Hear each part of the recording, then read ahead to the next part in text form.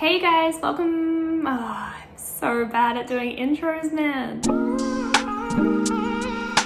Hey guys, welcome back. So last week I talked to you guys about the things that I wish I knew about Canada before I moved. So I feel like now is a good opportunity, I guess, to talk to you guys about the things that I would do differently before the move, knowing what I know now. I feel like most of you guys will know this, but just in case there's anyone new here, I moved from Australia to Canada on an IEC working holiday visa back in November of 2018. So I feel like basically what we're gonna do today is really just pretend like it's November of 2018 all over again, and I've got my visa, I've got my job offer.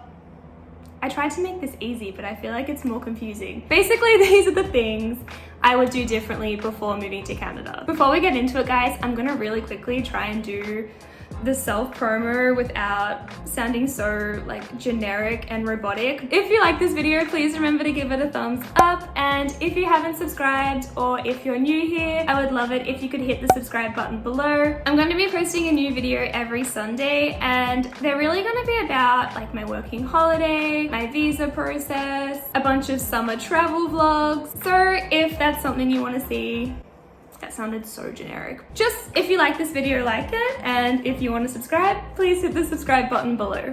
One day I'm gonna really crush that, but for now, I'm sorry guys. So the first thing I would do differently before moving to Canada, I feel like is super generic, to be honest, but I would just pack a lot less stuff. I moved to Canada with a whole suitcase and a whole hiking bag, and I don't know, I just kind of realistically think I probably only needed the hiking bag. I honestly wore like the exact same thing every single day in winter. It was the same jacket, the same couple of sweaters, and I kind of feel like everyone who I've spoken to who's moved to Canada as well feels the same way. You literally will just wear the same.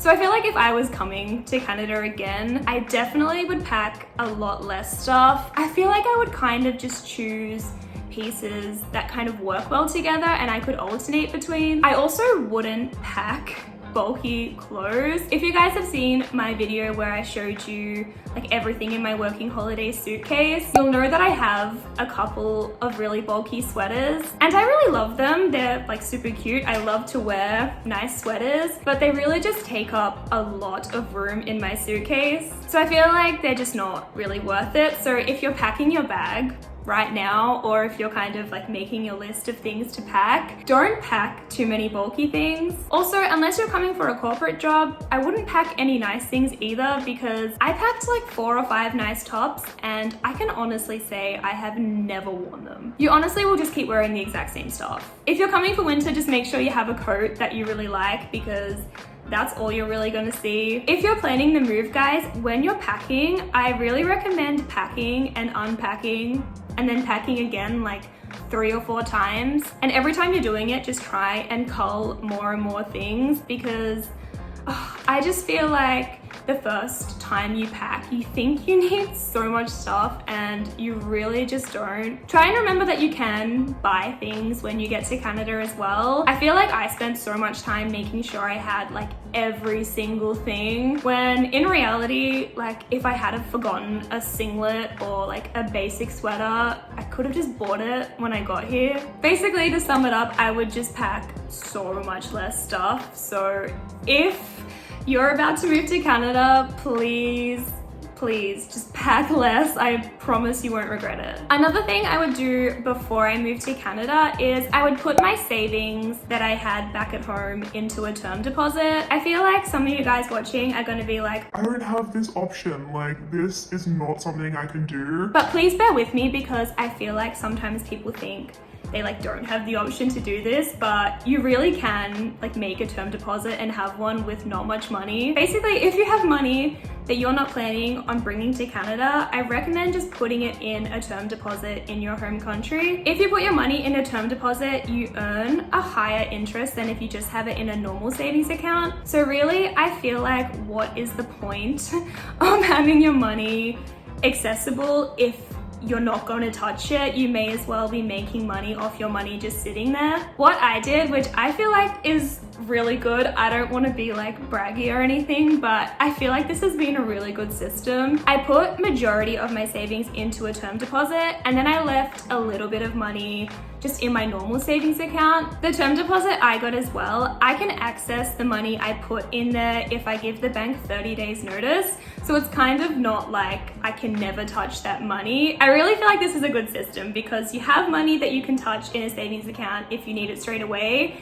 And then if you need more of it, you just have to give the bank 30 days and you can get the rest of your money. Guys, if you're planning the move, please do this before you leave. I did this after my first year of living in Canada, and I really just hate knowing that I had a whole 12 months of my money just sitting in one account, like not making the best money it could off itself, if that makes sense. Also, you don't need to have a lot of money in a term deposit. I think some banks let you start them even if you only have like $1,000 or $2,000, which I know can be a lot of money to some people, but I'm just trying to paint the picture that you don't need to have like 15 or 20 grand to start a term deposit. I don't know, guys, just kind of reach out to your bank and see what they can do for you, because they're the ones that get your money and get to have it and just like lend it out to other people and all that stuff. So I just feel like the least they can do is give you a really good return for having your money. The next thing I would do differently before moving to Canada is a bit less loaded than the last one. I would line up a car to get before I moved here,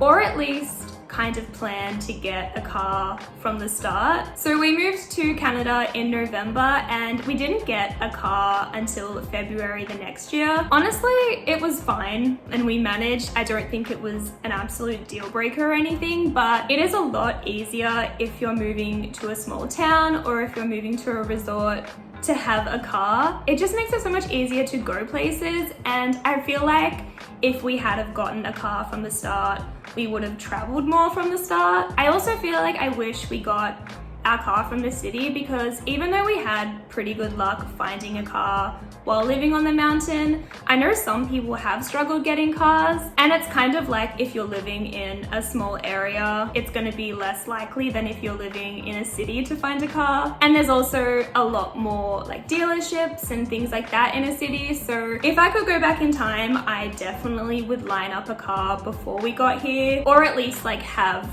planned to get a car in the couple of days we had in Vancouver before we went to the mountain. It's funny because like I didn't even think about getting a car when we were planning the move to Canada. It was only when we decided that we were gonna do like the road trip through the States that we decided we better get a car and like start looking for a car and everything. And now looking back, I'm like, why didn't I want to get a car? Like, why didn't I want to be able to travel to other resorts and go on road trips through Canada? I don't know, there's always going to be things that you'll do that you'll look back and be like, I wish I did that differently, or like, why did I do that? And for me, I just don't know why I didn't plan to get a car from the start. The next thing I would do before moving to Canada, I feel like it's probably only going to be like super beneficial to hear if you're from Australia, but at the same time, you could probably also apply what I'm going to say to how your home country does things and run things. So like, don't click off this video. This probably could be beneficial for you. Super convincing, Beth. But basically, I would update all of my Mygov settings before I left Australia. So Mygov is an online portal, I guess. Someone correct me if I'm wrong in the comments. Mygov is an online portal that basically links all of your government services into one space. So Mygov, if you're Australian, is what you will log into to do your tax return, whether you're at home or overseas. And to log into your Mygov account, you need a code to be sent to your Australian phone number. And the only way to turn off this feature of having to get that code sent to you every time you want to log in is to be logged into your account and turn off the feature from there. But you can't log into your account if you're overseas, because you can't get the code sent to your Australian phone number, because you don't have an Australian phone number, because you're overseas. So there's literally no way to log into your Mygov account if you still have that feature turned on while you're overseas. This honestly drove me insane when I tried to do my Australian tax return. I even tried to call them to see what they can do, but the only thing you can do is to make a whole new Mygov account and like relink all of your services, which honestly like isn't that hard to do, but it's kind of just something that no one really wants to do, especially if you can just quickly turn off this feature before going overseas. Honestly, if there's one thing to take from this video, if you're Australian, it's update your Mygov so that you don't have to log in with a code to your Australian number. I'm gonna say it like 5,000 more times. I'm actually not, because I don't want this video to go for too long. But if you're an Australian, please do this because it will honestly save your life. I'm speaking from personal experience. It is so annoying if you don't do it. All right, and the last thing I would do differently is probably the most generic sounding thing, and I'm sorry guys, but it's honestly just the truth. I would worry so much less about the move. I feel like it's so easy when you're moving or like planning a move or anything to get so stressed out, because it's really a big thing moving overseas. You're literally packing up your whole life and starting again somewhere else. And I feel like it's so easy to get caught up in the stress of it and worrying about how it's gonna go and if everything's gonna be okay and whether you're gonna miss home too much. And I don't know, I kind of just wish I took a bit of time to step back and just embrace everything that was happening and take it all in. So if you're in the process of moving overseas, trust me, like I know how insane it is and how busy it is and how stressed you must be, but try and embrace it and enjoy it, because when you get here, there's gonna come a time when you'll look back on the time you're going through right now and you will honestly miss it. Like there's times when I genuinely miss that. Also, an ambulance just went by, so I'm sorry about the noise, but also like, is someone okay? But yeah, just try not to worry too much. I know when you're going through the process, that's almost like the worst thing someone can say to you, because it's like, I'm so stressed, I'm so worried, like how dare you, I'm packing up my whole life. But honestly, just try and embrace it because it's really fun. And looking back, I kind of wish I just enjoyed it more rather than being so stressed, because everything will work out. Like I can't emphasize it enough. Once you get here, everything will fall into place. It might take time and there might be some bumps and hiccups along the way, but everything works itself out. Everything that's meant to be will be. I feel like this just sounds super generic and I can just imagine people watching this rolling their eyes, but like, it is so true. Everything will work out, so just try not to worry too much. All right, guys. Whoop, what was that? Every time I go to be like, all right, or hey, I get so like, oh my God, what am I doing? Anyway, they are the 5 things that I would do differently before moving to Canada. I think there was 5 last time. I said 5 and there was 4, and I was so scared someone was gonna call me out. So if you haven't watched my last video, feel free to go watch it and call me out on that. But anyway, they are the 5 things I would do differently before moving to Canada. I honestly thought of so many more things that I would do differently while I was filming this video, which kind of seems to be the ongoing theme when I'm filming these sit down videos. But if you guys want a part 2, please let me know in the comments below. Also, if you guys have any questions, please leave them in the comments below as well. I try to reply to every single comment, so I promise you, if you ask me a question, I will answer it. Or if you don't feel comfortable putting it in a comment, which I totally understand, it's a public space, maybe you kind of just want to ask me something a bit more private, or if you just kind of want to have a conversation, honestly, I'm always down to chat with you guys. I pretty much live in my Instagram DMs, so I'll put my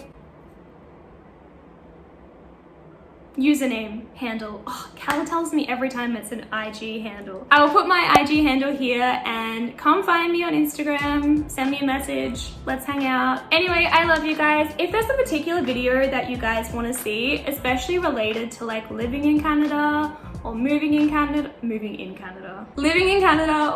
in Canada, please let me know in the comments below, because I just really want to give you guys the content you want to see, and I want to be able to help with the information I know. Anyway, like always, I've started rambling, so I love you guys, and I'll see you in my next video. Bye! Fuck.